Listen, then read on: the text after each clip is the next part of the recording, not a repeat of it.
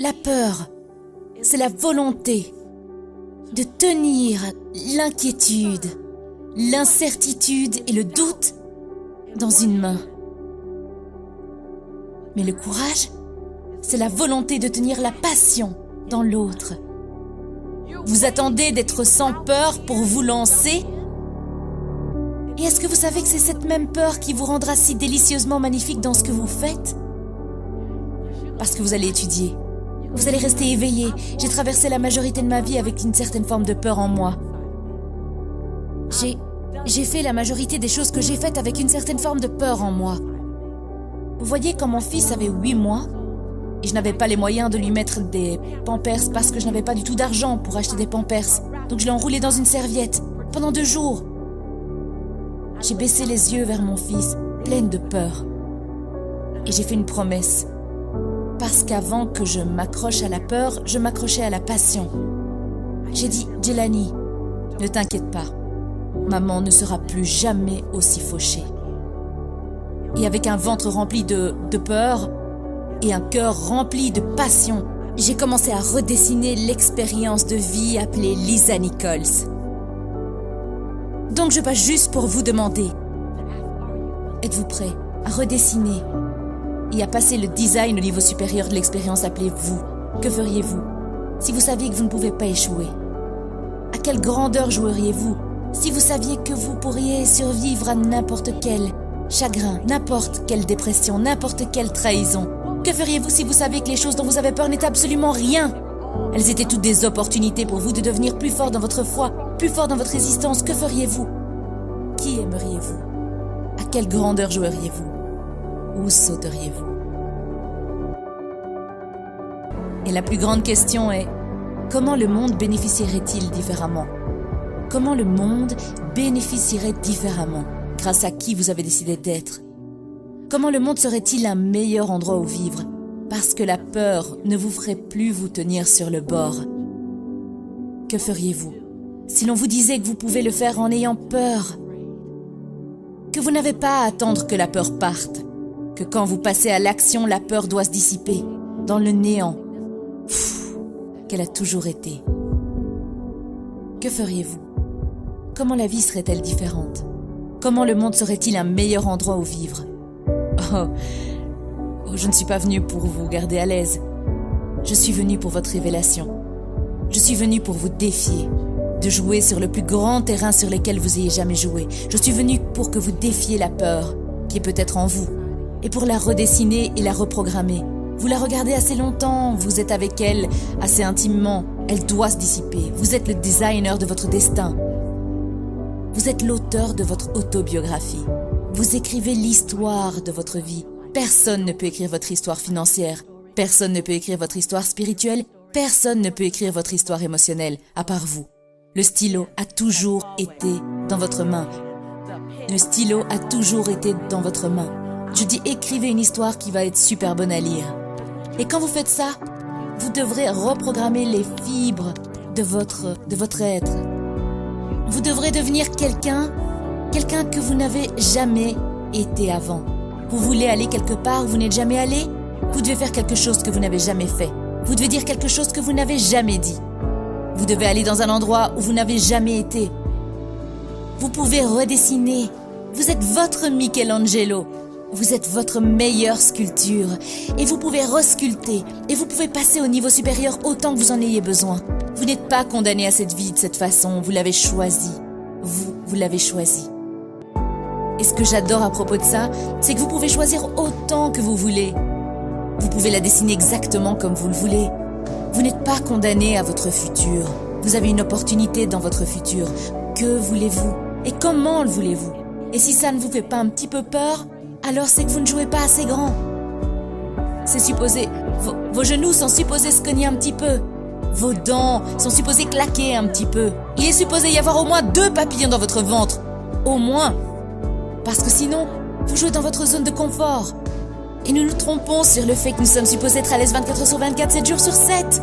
Eh bien, laissez-moi vous dire quelque chose. À l'aise est l'équivalent de complaisant. Je choisirai le désagrément chaque jour, n'importe quel jour, pour faire changer les choses sur la planète. Peu m'importe d'être légèrement à modérément à significativement dérangé pour laisser mon empreinte sur cette planète.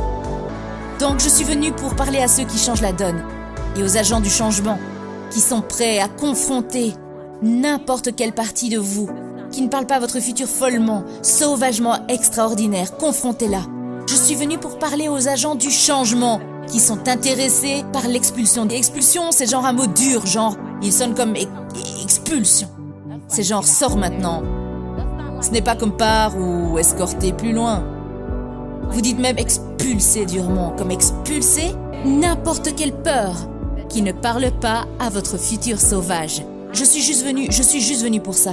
Je suis venu pour que vous la confrontiez, pour que vous soyez un petit peu furieux envers elle et que vous disiez attends une minute.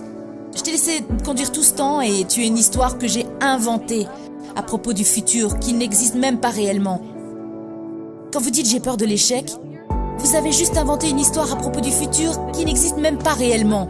Est-ce que vous comprenez? Oui, vous devez comprendre. Quand vous dites je pourrais être blessé dans la prochaine relation, vous avez inventé une histoire à propos du futur qui n'existe même pas encore. Est-ce que ça a du sens? Vous avez du pouvoir et n'importe quelle histoire que vous inventez est vraie pour vous. Mais elle est seulement vraie pour vous et ensuite, vous vivez cette histoire parce que vous voulez avoir raison. Vous ne voulez pas avoir tort, vous voulez avoir raison. Donc vous inventez une histoire, vous la projetez dans le futur et ensuite vous la vivez jusqu'à ce qu'elle soit vraie. Et genre, je vous l'avais dit les gars. Vous travaillez genre très dur pour rendre cette histoire vraie. Et je veux juste que vous sachiez ça. Donc je suis passée pour vous inviter à dessiner une nouvelle histoire.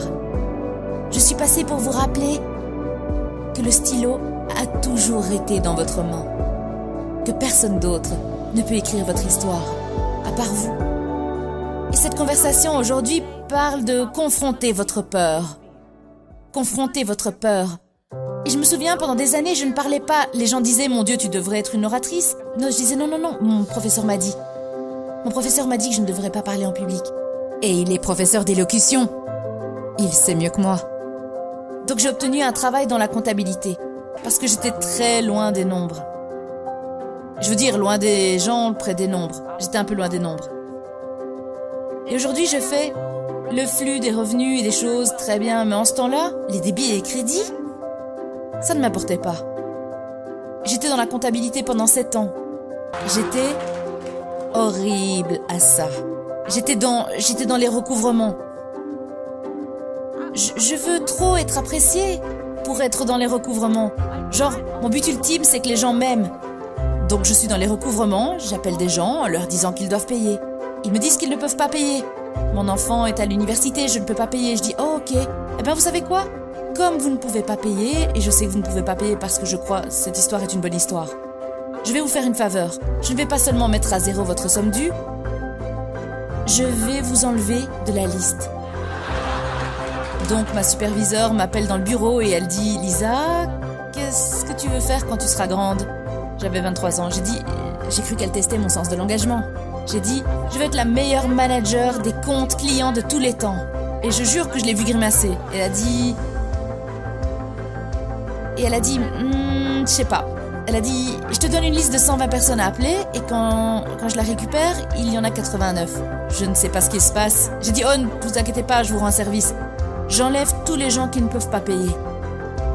Elle dit, les gens te demandent quand ils appellent. J'ai dit, je vise à satisfaire. Oui. Elle dit, c'est une entreprise de recouvrement. Ils ne devraient pas te demander.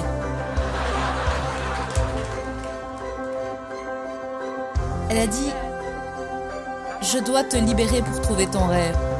J'ai dit, me libérer pour trouver mon rêve? Est-ce que je pointe demain ici? Est-ce que je le cherche ici? Elle a dit non. Et donc je me suis fait virer. 22 ans plus tard, je sors sur la scène devant 3300 femmes. Et cette femme, quand ma vidéo d'introduction passait, moi chez Oprah, Larry King, cette femme est au premier rang et elle pleure. Et pendant tout le temps où je parle, elle pleure. Et je dis, vous savez, je peux vous amener quelques larmes, mais j'ai quand même pas encore commencé. Et elle pleure. Je sais pas. Donc ensuite, après ça, je signe des autographes, environ 280 personnes dans la file. Je signe des autographes et elle pleure tout le long. Et après environ 70 autographes, je vais vers elle et je lui dis, excusez-moi madame, vous pleurez depuis genre 2h30. pourquoi est-ce que vous pleurez? Et elle dit, parce que il y a 22 ans, je t'ai libéré pour trouver ton rêve. Et tu l'as trouvé. C'était la même femme qui m'avait virée. Dans cette même chose, donc regardez la peur en face. Et ensuite, tenez-vous sur le bord. Tenez la peur. N'attendez pas que la peur vous quitte. Tenez la peur dans une main et la passion dans l'autre. Et sautez.